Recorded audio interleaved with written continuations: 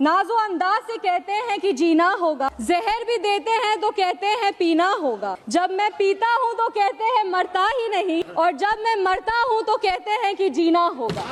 गंगा में बहती हमारी अस्थियों को कोई कान लगाकर सुनेगा तो उसे सिर सुनाई देगा, भारत माता की जय। सर, इतना विकास देख के विपक्ष का जो अलायंस है वो भी नहीं टिक पा रहा। हम जिएंगे तो इसी भारत के लिए और मरेंगे तो इसी भारत के लिए, और मरने के बाद राम राज्य, सिर्फ विपक्ष को लगता है कि राम राज्य एक धार्मिक शब्द है, पर वो जानते ही नहीं कि राम राज्य पूजा की पद्धति नहीं बल्कि शासन की प्रतिबद्धता है। कि भारत कोई जमीन का टुकड़ा नहीं है, ये एक जीता जागता राष्ट्र पुरुष है। ये चंदन की भूमि है, ये अभिनंदन की भूमि है। भारत तर्पण की भूमि है, भारत अर्पण की भूमि है। दैहिक दैविक भौतिक तापा राम काज कहूँ नहीं व्यापा। एक ऐसे व्यवस्था का निर्माण होना चाहिए जहाँ किसी भी इंसान को शारीरिक, मानसिक या आर्थिक तनाव नहीं हो। यहाँ का बूंद बूंद हमारे लिए गंगा है और यहाँ का कंकड़ कंकड़ हमारे लिए शंकर है। हम जिएंगे तो इसी।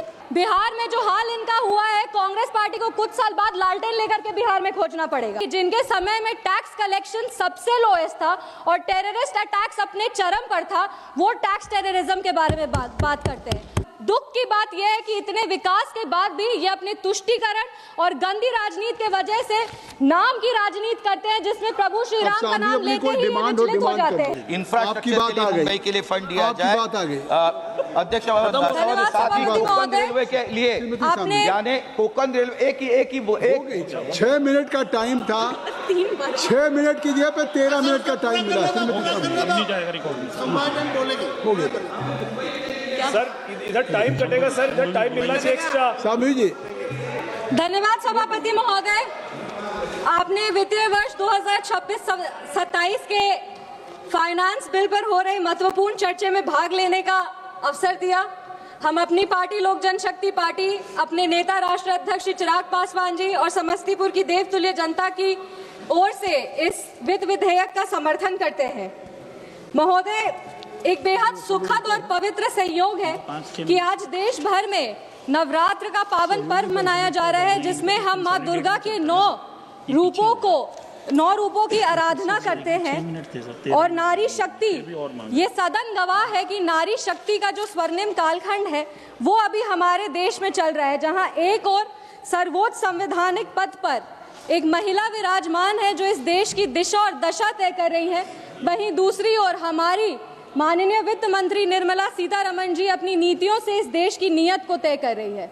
एक छोटे से ग्रामीण क्षेत्र से माताओं बहनों के आशीर्वाद से एक युवा महिला सांसद अपनी आवाज़ को इस सदन में बुलंद कर रही है, और वहीं पे जितनी भी हमारी माताएं बहनें हैं उनके आशीर्वाद से और जो सरकार जो है, जितनी भी महिला है उनके सशक्तिकरण से, स्वयं सहायता समूह जो समाज में महिलाओं को ग्रोथ इंजन बना रहा है, उसके विमेन लीडर्स को ग्रामीण क्षेत्रों में डेवलप कर रहा है। ये सबसे ये समझ में आता है कि हमारे देश में जो विमेन लेड डेवलपमेंट है उसका सही परिणाम आज देखने को मिल रहा है।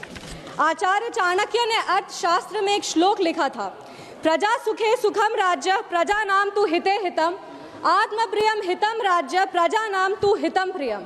इसका अर्थ है कि नेता का जो सुख है वो प्रजा के सुख में ही निहित होना चाहिए और प्रजा के हित में ही उसे अपनी हित को देखना चाहिए। अगर इस श्लोक को आज इस देश में कोई सार्थक कर रहा है तो वो हमारे यशस्वी प्रधानमंत्री श्री नरेंद्र मोदी जी हैं, जो अपनी योजना से इस देश के गरीब, वंचित और शोषित समाज को मुख्य धारा से जोड़ने का काम कर रहे हैं।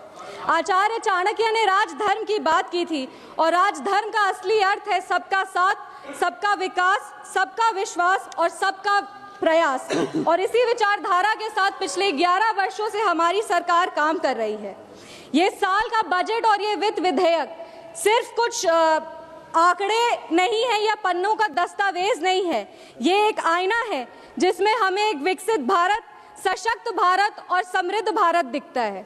ये आईना है जिसमें हमें बाबा साहब डॉक्टर भीमराव अंबेडकर के समावेशी सोच को देखने को मिलता है। ये एक आईना है जिसमें हम भारत रत्न जननायक कर्पूरी ठाकुर जी के सामाजिक न्याय को देख सकते हैं। ये आईना है जिसमें हम युवाओं की प्रतिभा को देख सकते हैं। ये आईना है जिसमें हम अपने सेना के अदम्य शौर्य को देख सकते हैं।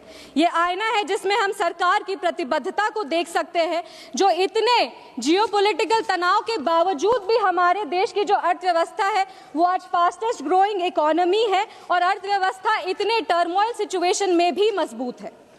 लेकिन विडंबना देखिए महोदय, जिस आईने में हमें विकास और विश्वास दोनों ही दिख रहा है, उसमें विपक्ष को कुछ नहीं दिख रहा। इनके विरोध पे एक मशहूर शायरी याद आता है, नाजो अंदाज से कहते हैं कि जीना होगा, जहर भी देते हैं तो कहते हैं पीना होगा, जब मैं पीता हूं तो कहते हैं मरता ही नहीं, और जब मैं मरता हूं तो कहते हैं कि जीना होगा।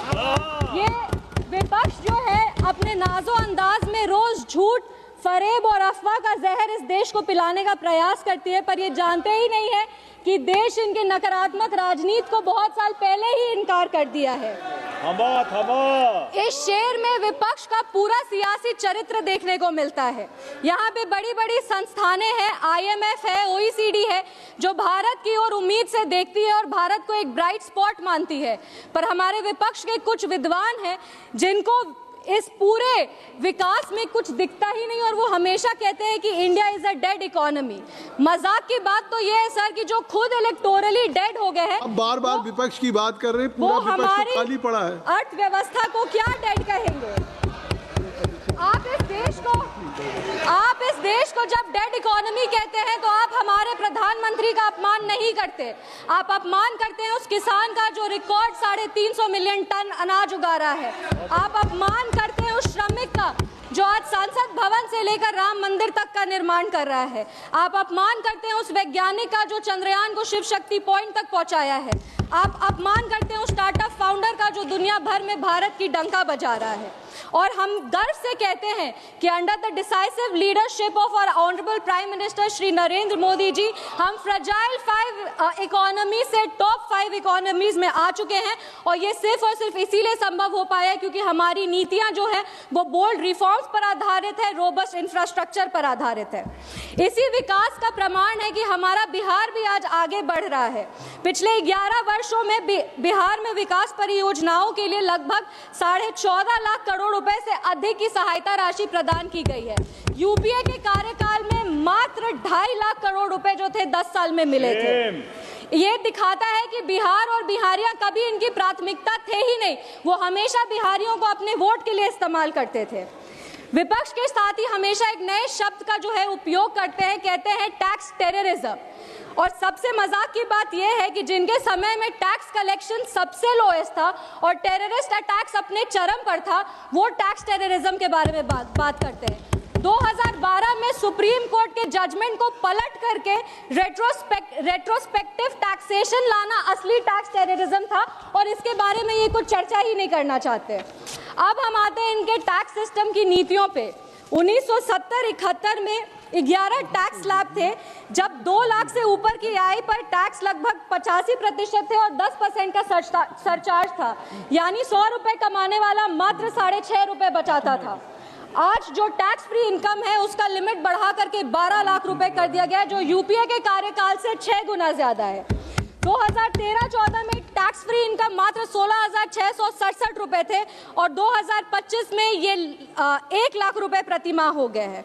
असली रिफॉर्म्स तो ये है कि net direct tax collection financial year 2013-14 में 6,38,596 करोड़ रुपए थे और आज वो बढ़कर 22.5 लाख करोड़ रुपए हो गए हैं, जो 3 गुना ज्यादा है। अगर हम भारत के टैक्स टू जीडीपी रेशियो की बात करें तो आज भारत का टैक्स टू जीडीपी रेशियो 19.6% है, जो दुनिया की बड़ी बड़ी प्रमुख अर्थव्यवस्थाओं के बराबर है। आज भारत का टैक्स सिस्टम टैक्स टेररिज्म के लिए नहीं, ट्रांसपेरेंसी, ट्रस्ट और ट्रांसफॉर्मेशन के लिए जाना जाता है। सर फर्स्ट टाइमर हम लोग को ऐसे इतना कम मौका मिलता है, प्लीज सर 2 मिनट में हम कंप्लीट कर देंगे। समय दे दीजिए सर। सर इतना विकास देख के विपक्ष का जो अलायंस है वो भी नहीं टिक पा रहा।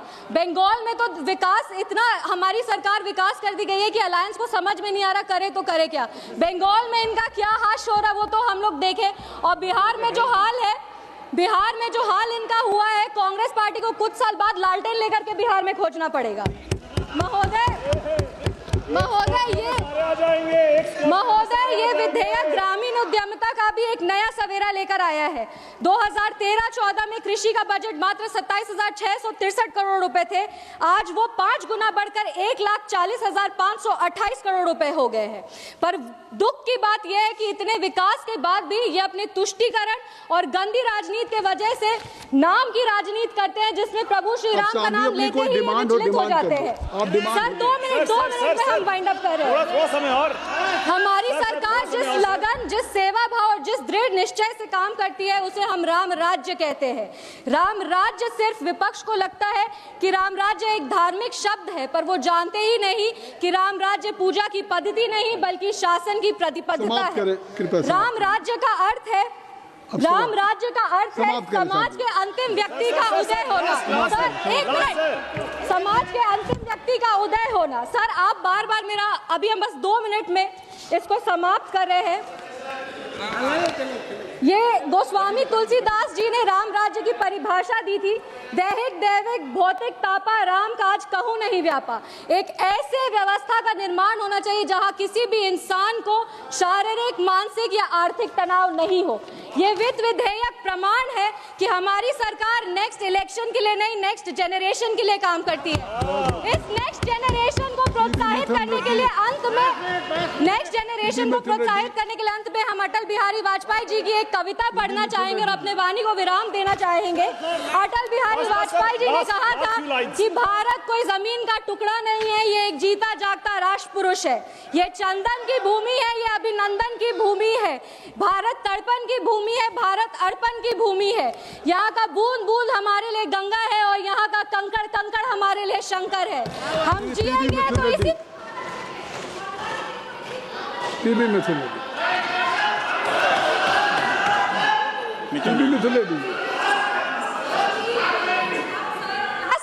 one minute.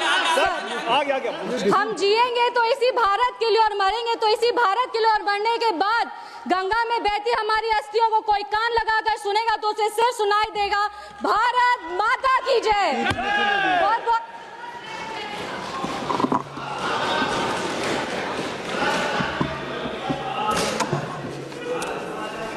Thank you sir.